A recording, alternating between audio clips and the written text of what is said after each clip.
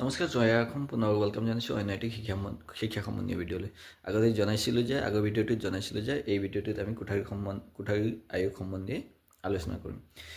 কোঠাৰী আয়োগ হৈছে এটি এনে আয়োগ যিয়ে প্ৰাথমিক শিক্ষাৰ পৰা আৰম্ভ কৰি উচ্চ শিক্ষা পৰ্যায়লৈকে শিক্ষাৰ বিভিন্ন ধৰণৰ আশাসমূহ দূৰ কৰি শিক্ষাক নতুন দিশলৈ আগবঢ়াই নিয়াত যিসমূহ পৰামৰ্শৰ প্ৰয়োজন সেই পৰামৰ্শসমূহ প্ৰদান কৰাত সহায় কৰে। এতিয়া ইয়াতে কেইটামান কথা আপোনালোকে মন কৰিব লাগিব। এক নম্বৰতে হৈছে কোঠাৰী আয়োগ কেতিয়া গঠন হৈছিল।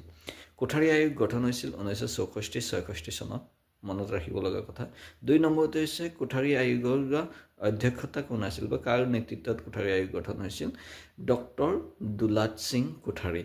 3 নম্বৰতে আপোনালোকে মনত ৰাখিব লাগিব যে কি কাম কৰে কোঠাৰী আয়োগে। প্ৰাথমিক শিক্ষাৰ পৰা আৰম্ভ কৰি প্ৰাথমিক, মাধ্যমিক, উচ্চ শিক্ষা যিসমূহ শিক্ষা আছে সেই শিক্ষাসমূহৰ বিভিন্ন ধৰণৰ পৰামৰ্শ প্ৰদান কৰাত, শিক্ষাসমূহ বিকাশৰ বাবে বিভিন্ন ধৰণৰ পৰামৰ্শ প্ৰদান কৰাত কোঠাৰী আয়োগে গুৰুত্বপূৰ্ণ ভূমিকা পালন কৰে। আৰু এটা প্ৰায় সুধি থকা প্ৰশ্নটো হৈছে কোঠাৰী আয়োগে প্ৰদান কৰা সূত্ৰটো কি বা কোঠাৰী আয়োগে শিক্ষা বিভাগৰ ক্ষেত্ৰত বা মাধ্যমিক শিক্ষা বিভাগৰ ক্ষেত্ৰত প্ৰদান কৰা সূত্ৰটো কি, সেইটো হৈছে 10+2+3।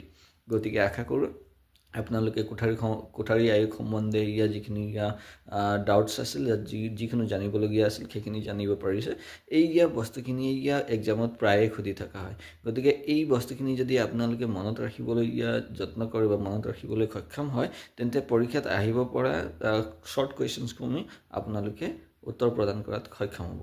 জয় আই অসম, পুনৰ লগ পাম অন্য এটি ভিডিঅ'ত।